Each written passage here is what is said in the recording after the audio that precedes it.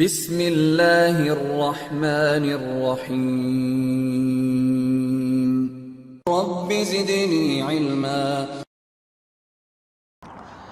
بسم اللہ الرحمن الرحیم۔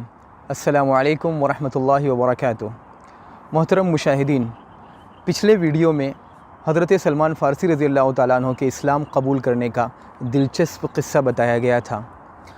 آج کے ویڈیو میں انشاءاللہ حضرت سلمان فارسی رضی اللہ تعالیٰ عنہ کی تلاش حق کی داستان بیان کی جائے گی، وہ داستان جسے سن کر اللہ کے نبی صلی اللہ علیہ وسلم کو بھی بہت تعجب ہوا تھا اور آپ صلی اللہ علیہ وسلم نے صحابہ اکرام کو بھی سننے کہا تھا۔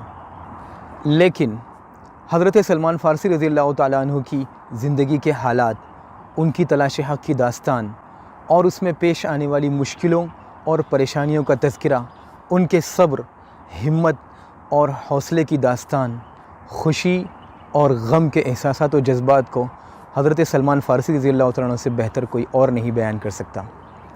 اس لیے آئیے حضرت سلمان فارسی رضی اللہ تعالیٰ عنہ کی کہانی انہی کی زبانی، انہی کی طرف منسوب باغ میں چل کر سنتے ہیں۔ یہ کوشش کی ہم ان کو ضرور اپنے رستے دکھا دیں گے، اور اللہ تو نیکوکاروں کے ساتھ ہے۔ ایک مرتبہ حضرت سلمان فارسی رضی اللہ تعالیٰ عنہ مفسر قرآن حضرت عبداللہ ابن عباس رضی اللہ عنہما کو بیٹھا کر اپنا واقعہ سناتے ہیں۔ فرماتے ہیں، میں فارسی النسل شخص تھا، اصفہان کے ایک گاؤں جئی کا رہنے والا تھا۔ اصفہان اس وقت ایران کا ایک خوبصورت اور تاریخی شہر ہے۔ فرماتے ہیں، میرے والد گاؤں کے سردار تھے اور دنیا میں سب سے زیادہ مجھ سے محبت کرتے تھے، مجھ سے اتنی محبت کرتے تھے اور میری اتنی حفاظت کیا کرتے تھے کہ مجھے باہر نہیں جانے دیتے تھے، گھر ہی میں رہنے دیتے تھے، جیسے بالکل لڑکیوں کو گھر میں رکھا جاتا ہے۔ فرماتے ہیں کہ میں سخت قسم کا مذہبی مجوسی تھا۔ میں آگ کے پاس ہی رہتا تھا، آگ کو جلائے رکھتا تھا، آگ کو بجھنے نہیں دیتا تھا۔ دراصل حضرت سلمان فارسی رضی اللہ تعالیٰ عنہ کا گھرانہ مجوسی گھرانہ تھا اور مجوسی آگ کی عبادت کیا کرتے ہیں۔ تو شروع ہی سے حضرت سلمان فارسی رضی اللہ تعالیٰ عنہ کی تربیت اس انداز سے کی جا رہی تھی کہ وہ بڑے ہو کر مذہبی بنیں۔ اس وجہ سے بچپن ہی سے ان کی ذمہ داری لگا دی گئی تھی کہ انہیں آگ کی حفاظت کرنا ہے، آگ کو بجھنے نہیں دینا ہے، آگ کو جلائے رکھنا ہے۔ حضرت سلمان فارسی رضی اللہ تعالیٰ عنہ فرماتے ہیں کہ میرے والد کا ایک بہت بڑا کاروبار تھا۔ ایک دن وہ کچھ تعمیراتی کام میں مشغول ہو گئے تو مجھ سے کہا، بیٹا جاؤ اور میرا کاروبار دیکھ لو۔ حضرت سلمان فارسی رضی اللہ تعالیٰ عنہ فرماتے ہیں کہ میں گھر سے کاروبار دیکھنے نکلا اور یہیں سے حضرت سلمان فارسی رضی اللہ تعالیٰ عنہ کی زندگی تبدیل ہو جاتی ہے۔ وہ صرف اپنے گھر سے نہیں نکلے بلکہ اپنے آبا و اجداد کے دین سے اور اپنے ماں باپ کے ہاتھوں سے بھی نکل گئے۔ حضرت سلمان فارسی رضی اللہ تعالیٰ عنہ فرماتے ہیں کہ میں گھر سے والد صاحب کے کاروبار کی طرف نکلا، راستے میں میرا گزر نصارہ کی عبادت گاہ یعنی چرچ سے ہوا۔ مجھے ان کی عبادت کی آوازیں سنائی دیں۔ میں اندر چلا گیا کہ دیکھوں یہ لوگ کیسے عبادت کرتے ہیں۔ جب میں نے ان کی عبادت دیکھی تو مجھے ان کی عبادت بہت اچھی لگی، میں اس میں دلچسپی لینے لگا اور میں نے دل میں کہا کہ قسم سے ان کا دین ہمارے دین سے زیادہ اچھا ہے۔ دراصل حضرت سلمان فارسی رضی اللہ تعالیٰ عنہ ایک ذہین اور عقلمند شخص تھے۔ یقیناً انہوں نے نصارہ سے ان کے دین کے بارے میں پوچھا ہوگا اور پھر اپنے دین میں اور مجوسیت میں انہوں نے مقارنہ کیا ہوگا، تو انہیں پتہ چلا ہوگا کہ یہ نصارہ ان کے مطابق ایک ایسے خدا کی عبادت کرتے ہیں جس نے پوری دنیا کو پیدا کیا ہے، جو پوری دنیا کا خالق ہے، اور ہم آگ کی عبادت کرتے ہیں کہ اگر ذرا سا غافل ہو جائیں تو آگ بجھ جائے۔ حضرت سلمان فارسی رضی اللہ تعالیٰ عنہ فرماتے ہیں کہ میں شام تک انہی کے پاس رہا اور اپنے والد کا کاروبار دیکھنے نہ جا سکا۔ پھر میں نے ان سے پوچھا کہ اس دین کی اصل کہاں ہے؟ انہوں نے کہا شام میں ہے۔ جب حضرت سلمان فارسی رضی اللہ تعالیٰ عنہ وقت پر گھر نہیں لوٹے تو ان کے والد بہت پریشان ہوئے اور اپنا سب کام چھوڑ کر لوگوں کو حضرت سلمان فارسی رضی اللہ تعالیٰ عنہ کی تلاش میں لگا دیا۔ جب حضرت سلمان فارسی رضی اللہ تعالیٰ عنہ گھر لوٹے تو فرماتے ہیں کہ میرے والد نے مجھ سے کہا، بیٹا تم کہاں تھے؟ کیا میں نے تمہیں کاروبار دیکھنے نہیں بھیجا تھا؟ حضرت سلمان فارسی رضی اللہ عنہ فرماتے ہیں ابا جان میں گھر سے آپ کے کاروبار کی طرف نکلا تھا لیکن راستے میں مجھے نصارہ کا ایک گرجا گھر مل گیا. میں اندر گیا تاکہ ان کی عبادت دیکھ سکوں. جب میں نے ان کی عبادت دیکھی تو مجھے ان کی عبادت بہت اچھی لگی. میں شام تک انہی کے پاس رہا. ان کا دین ہمارے دین سے زیادہ بہتر ہے. حضرت سلمان فارسی رضی اللہ عنہ کے والد نے جب حضرت سلمان فارسی رضی اللہ عنہ کی یہ بات سنی تو غصے میں آ گئے اور کہا بیٹا ان کے دین میں کوئی اچھی بات نہیں ہے. تمہارا اور تمہارے آبا و اجداد کا دین موجوسیت اس سے کہیں زیادہ بہتر ہے. حضرت سلمان فارسی رضی اللہ عنہ نے فرمایا ہرگز نہیں, ان کا دین ہمارے دین سے زیادہ بہتر ہے. حضرت سلمان فارسی رضی اللہ عنہ کے والد نے جب حضرت سلمان فارسی رضی اللہ عنہ کو یہ رویہ دیکھا تو ڈر گئے. انہیں تبدیلی مذہب کا خطرہ محسوس ہوا اور اپنے آبا و اجداد کا دین خطرے میں جاتا محسوس ہوا اور ان کو اندازہ ہو گیا کہ یہ اتنی آسانی سے ماننے والا نہیں ہے. پھر کیا کیا؟ حضرت سلمان فارسی رضی اللہ تعالیٰ عنہ فرماتے ہیں کہ میرے والد نے میرے پیر میں بیڑیاں ڈال دیں اور مجھے گھر میں بند کر دیا. اس درمیان میں حضرت سلمان فارسی رضی اللہ تعالیٰ عنہ نے کسی طرح نصارہ کو یہ پیغام بھجوا دیا کہ اگر شام سے نصارہ کا کوئی تجارتی قافلہ اصفہان آئے تو مجھے ضرور بتا دینا. کچھ دنوں کے بعد نصارہ کا ایک تجارتی قافلہ اصفہان آیا اور چرچ والوں نے حضرت سلمان فارسی رضی اللہ تعالیٰ عنہ کو بتا دیا. حضرت سلمان فارسی رضی اللہ تعالیٰ عنہ فرماتے ہیں کہ جب قافلہ واپس جانے لگے تب مجھے بتانا. جب قافلہ واپس جانے لگا تو نصارہ نے حضرت سلمان فارسی رضی اللہ عنہ کو بتا دیا. اب حضرت سلمان فارسی رضی اللہ تعالیٰ عنہ نے کیا کیا؟ فرماتے ہیں کہ میں نے پیر میں سے بیڑیاں نکالی اور بھاگ کر ان کے ساتھ شام پہنچ گیا. شام پہنچ جاتے ہیں, سچائی کی تلاش میں اپنا وطن, اپنے ماں باپ, دولت, حیثیت سب کچھ چھوڑ کر پردیسی اور اجنبی ملک شام پہنچ جاتے ہیں. شام ایک بہت بڑے علاقے کا نام ہے جس میں اس وقت کے زمانے کے لحاظ سے 4 بڑے ملک مراد ہوتے ہیں: اردن, لبنان, سوریہ اور پورا فلسطین. بعض مورخین کے اندازے کے مطابق حضرت سلمان فارسی رضی اللہ تعالیٰ عنہ اندازاً حمص گئے ہوں گے کیونکہ حمص اس وقت قیصر یا رومی سلطنت کا پایہ تخت تھا. اگر ایک اندازے کے مطابق حمص بھی پکڑ لیں تو حمص اصفہان سے مغرب کی طرف تقریباً 1000 کلومیٹر کا فاصلہ ہے یا 1000 کلومیٹر سے زیادہ کا فاصلہ ہے. شام پہنچتے ہیں. شام پہنچ کر وہاں کے لوگوں سے کہتے ہیں کہ اس دین کا سب سے بڑا عالم دین کون ہے؟ بتایا جاتا ہے کہ فلاں پادری فلاں چرچ میں ہے. اس کے پاس پہنچ جاتے ہیں. یہاں تھوڑی دیر رک کر حضرت سلمان فارسی رضی اللہ تعالیٰ عنہ کی ذہانت اور ان کی عقل مندی ملاحظہ کیجئے کہ حضرت سلمان فارسی رضی اللہ تعالیٰ عنہ نے دین کا علم حاصل کرنے کے لیے کسی بڑے عالم اور بزرگ کے بارے میں پوچھا, راستے میں کسی بھی شخص سے دین کا علم حاصل نہیں کیا. اور یہ عقل مندی یہی ہے کہ دین کا علم بڑے لوگوں سے حاصل کیا جائے, بزرگوں سے حاصل کیا جائے. حضرت سلمان فارسی رضی اللہ تعالیٰ عنہ اس پادری کے پاس پہنچتے ہیں اور اس سے کہتے ہیں کہ مجھے آپ کے دین سے محبت ہے, میں آپ کے ساتھ کنیسہ میں رہ کر آپ کی خدمت کرنا چاہتا ہوں اور دین کا علم حاصل کرنا چاہتا ہوں, مجھے اجازت دیجیے. وہ پادری کہتا ہے ٹھیک ہے, اور حضرت سلمان فارسی رضی اللہ تعالیٰ عنہ کو وہاں رہنے کی اجازت مل جاتی ہے. یہاں ایک نئی پریشانی شروع ہو جاتی ہے. حضرت سلمان فارسی رضی اللہ تعالیٰ عنہ فرماتے ہیں کہ وہ پادری ایک برا شخص تھا, لوگوں کو صدقات اور خیرات کا حکم دیتا تھا, اور جب لوگ اس کے پاس صدقات اور خیرات لا کر جمع کرتے تھے تو اسے غریبوں پر تقسیم نہیں کرتا تھا بلکہ اپنے لیے جمع کر کے رکھتا تھا. یہاں تک کہ اس نے سونے اور چاندی سے بھرے ہوئے 7 بڑے بڑے مٹکے جمع کر لیے تھے.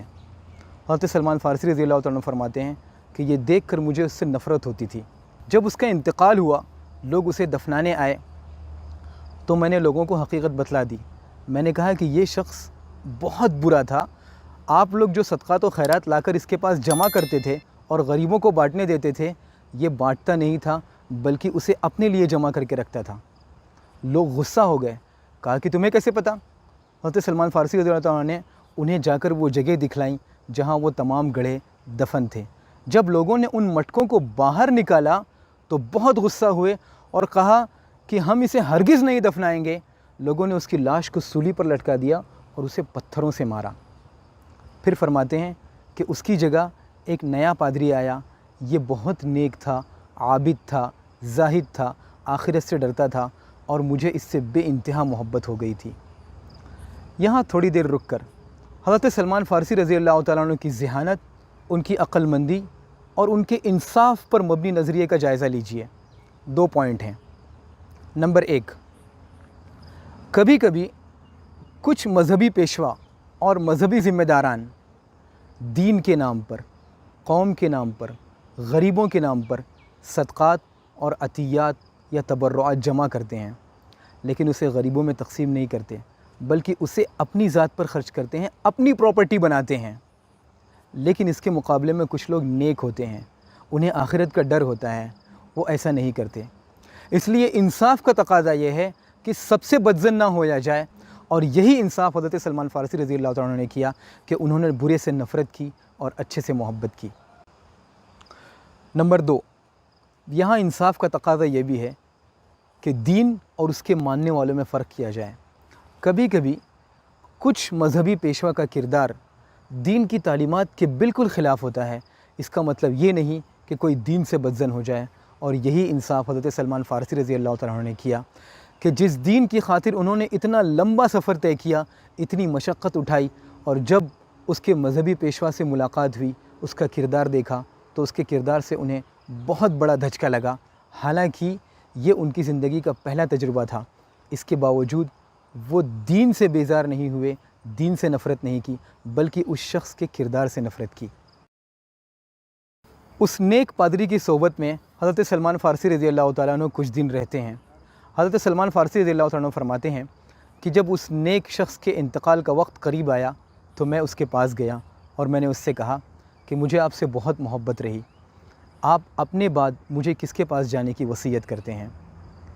اس پادری نے کہا کہ میں اپنے جیسا یہاں کسی کو نہیں جانتا، لوگ بہت بدل چکے ہیں، دین کی بہت ساری باتیں چھوڑ چکے ہیں، البتہ ہمارے جیسا ایک شخص موصل میں رہتا ہے، تم وہاں چلے جاؤ۔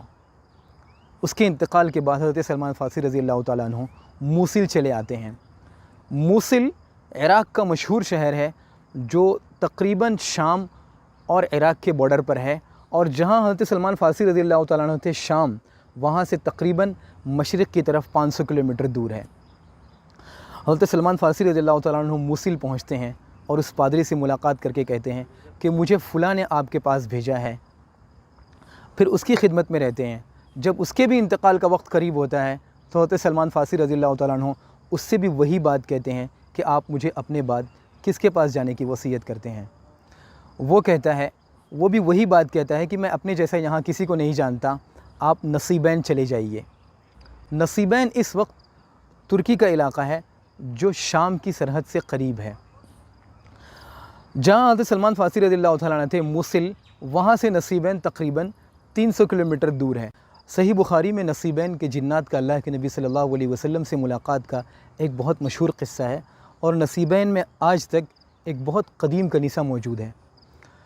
جب حضرت سلمان فارسی رضی اللہ تعالیٰ عنہ نصیبین پہنچتے ہیں، اس پادری سے ملتے ہیں، اس سے وہی بات کہتے ہیں کہ مجھے فلاں نے آپ کے پاس بھیجا ہے۔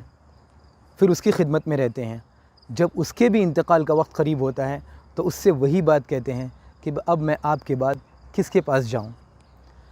وہ پادری حضرت سلمان فارسی رضی اللہ تعالیٰ عنہ کو وہی بات کہتا ہے کہ میں اپنی طرح کسی کو نہیں جانتا، البتہ آپ عموریہ چلے جاؤ۔ عموریہ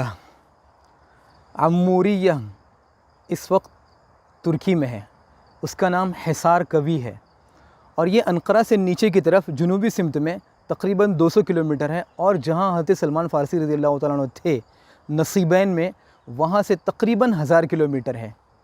عموریہ اس امت کے لیے ایک درس عبرت اور قابل شرف تاریخ ہے۔ ایک مرتبہ عباسی خلافت کے زمانے میں دشمنوں نے مسلمان علاقوں پر حملہ کر دیا اور مسلمان خواتین کے ساتھ بدتمیزی کی، تو ایک مسلمان خاتون نے اپنی عزت کی حفاظت کی خاطر فریاد اور دہائی لگائی، وا معتصمہ وا اسلامہ۔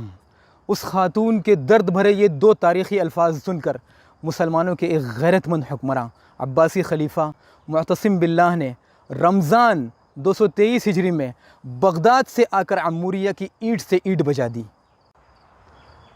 अम्मूरिया की तारीख़ी शिकस्त आज तक दुश्मनान इस्लाम के सीनों में चुभती है। अम्मूरिया उस वक्त रूमी सल्तनत का एक बहुत मज़बूत मरकज़ था। हज़रत सलमान फ़ारसी रज़ी अल्लाह ताला अन्हु अम्मूरिया पहुँच जाते हैं, उस पादरी की खिदमत करते हैं, और जब उस पादरी के इंतकाल का वक्त करीब आता है तो उससे भी वही बात कहते हैं कि आप मुझे अपने बाद किसके पास जाने की वसीयत करते हैं। वो पादरी कहता है कि अब मैं अपनी तरह किसी को नहीं जानता, अलबत्ता आखिरी नबी के आने का ज़माना करीब है। वो दीन इब्राहीमी लेकर आएंगे, अरब की सरज़मीन से निकलेंगे और ऐसी जगह की तरफ हिजरत करेंगे जिसके दोनों तरफ काले पत्थरों की ज़मीन होगी और उसके दरमियान खजूर के दरख्त होंगे। उनकी 3 अलामतें होंगी। वो सदक़ा नहीं कबूल करेंगे, हदिया कबूल करेंगे, और उनके दोनों कंधों के दरमियान मोहर नबूवत होगी। अगर तुम वहाँ तक जा सकते हो तो चले जाओ। अम्मूरिया से मदीना मुनव्वरा तकरीबन 2000 किलोमीटर है। इससे पता चलता है कि यहूद व नसारा की किताबों में तहरीफ़ के बावजूद हमारे आखिरी नबी जनाब मुहम्मद रसूलुल्लाह सल्लल्लाहु अलैहि वसल्लम से मुताल्लिक़ कितनी वाज़ेह निशानियाँ। लोग जो उस रसूल यानी नबी उम्मी की पैरवी करते हैं, जिनके औसाफ को वो अपने यहाँ तौरात और इंजील में लिखा हुआ पाते हैं, वो उन्हें नेक काम का हुक्म देते हैं और बुरे काम से रोकते हैं।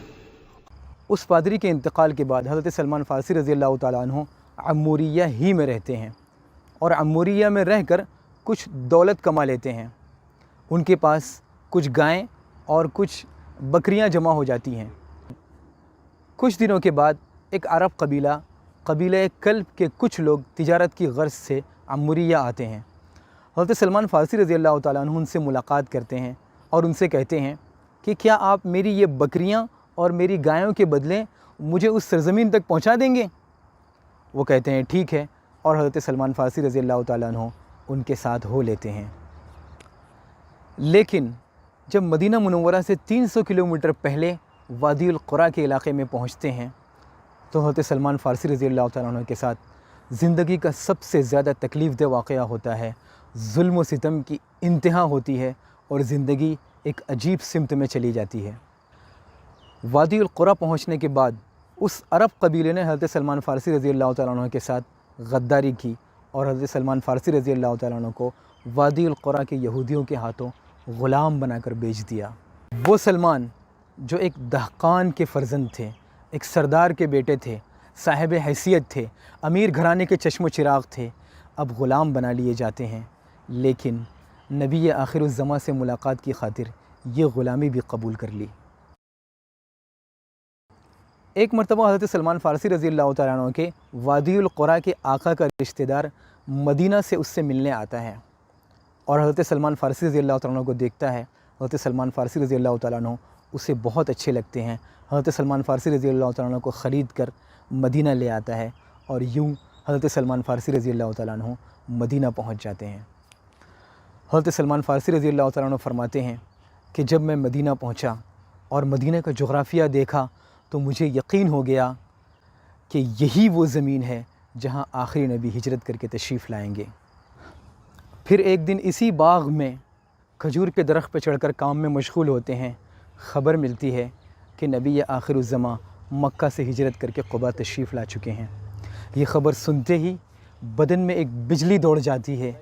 वही नबी आखिरुज़्ज़मा जिससे मुलाकात की खातिर दौलत क़ुरबान कर दी, सफ़र की मशक्क़तों को झेला, ग़ुलामी की ज़िल्लत और रुसवाई बर्दाश्त की और दर्द व अलम के न जाने कितने समंदरों से गुज़रे, वो नबी तशरीफ़ ला चुके थे, वो नूर हिदायत आ चुके थे। फिर अल्लाह के नबी सल्लल्लाहु अलैहि वसल्लम से मुलाकात करते हैं और इस्लाम कबूल कर लेते हैं।